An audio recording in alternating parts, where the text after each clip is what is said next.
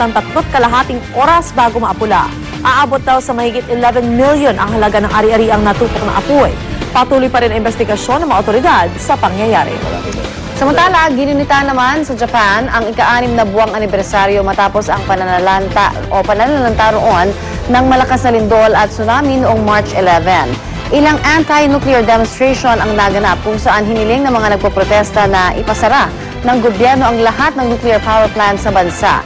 Ang iba naman, katahimikan ang pinairal sa araw na iyon at bumuo na lamang ng rainbow gamit ang mga sulat na ginawa ng mga bata bilang simbolo ng pag-asa. Ang ilang nakaligtas sa trahedya, inalala ang nangyari sa kanila. Kwento nila, hirap pa rin silang makapagsimula ng bagong buhay, lalo't hanggang ngayon ay wala pa rin silang kabuhayan at bagong mga ari-arian. Tinatayang nasa 10,000 katao pa rin ang nananatili sa mga evacuation center hanggang sa ngayon.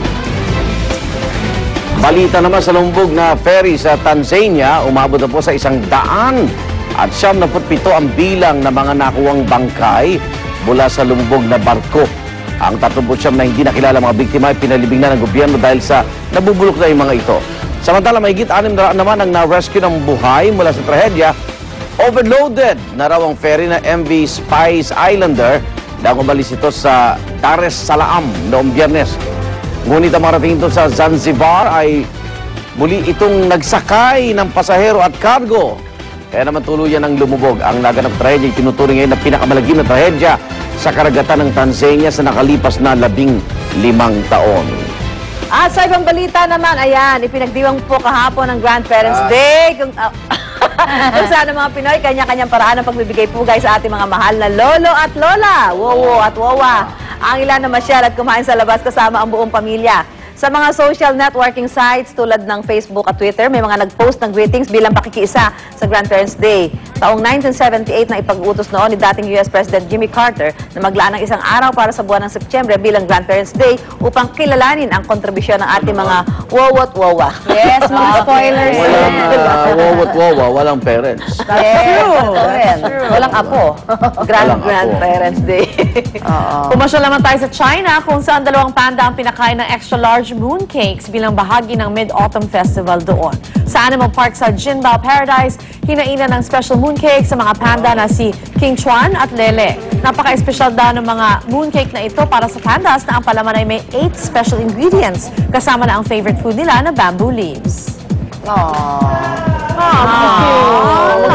Maganda lang talaga silang tignan. Higa nila. Ang cute nila pero mabangis yung mga yan. Ito po ang maagang showbiz balita ni Luandi. Mas malapit kay Lolong yan.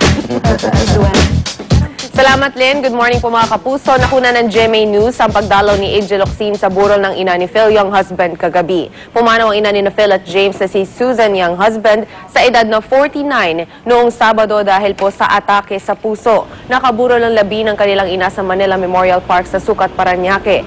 Ngunit pinili munang huwag magpa-interview ng magkapatid na Azcals player sa media. Ito si Angel nagpa-interview. Ay, kirami po kami.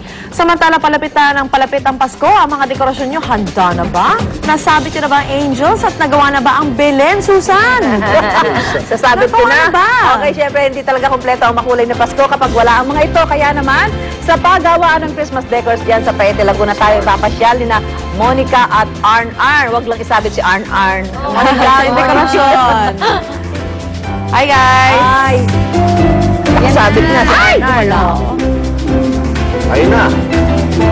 Hello! Onyx. Hi guys! Good morning! Good morning mga kapuso! Ay, good morning, good morning, guys! Ayan, dahil nga tuloy-tuloy pa rin ang Christmas spirit dito sa Unang Hirit.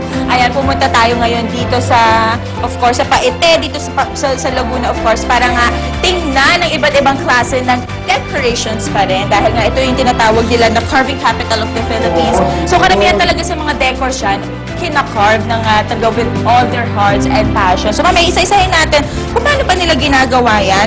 At bilang ito ay karamihan sa mga kahoy, titingnan natin kung ano nga ba yung mga patok ng mga Christmas decors. Inukit to, inukit. Correct, nagawa sa kahoy. At sabi na sa dami-dami daw ng mga decorations sa tuwing Pasko, ano ba yan?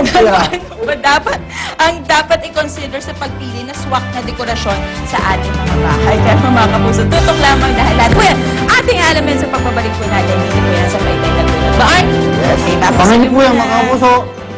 Thank you, guys.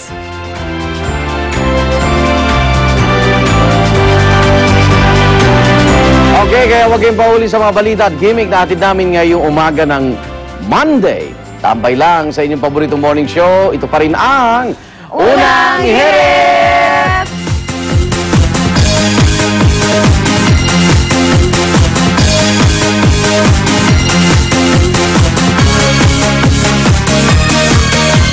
Rocking around the Christmas tree at the Christmas party hop.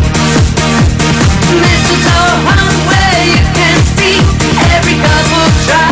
Ang mas maganang pagsalubong sa inyong umaga ay hatid ng Unang Hirit at Select Toyo.